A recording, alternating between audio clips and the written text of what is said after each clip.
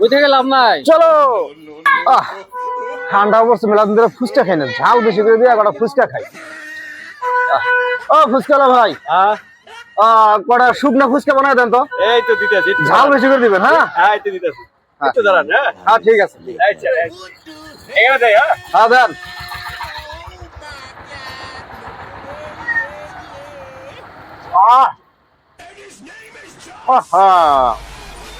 এখনো কেন ফর্ম দিল? হ্যালো। হ্যাঁ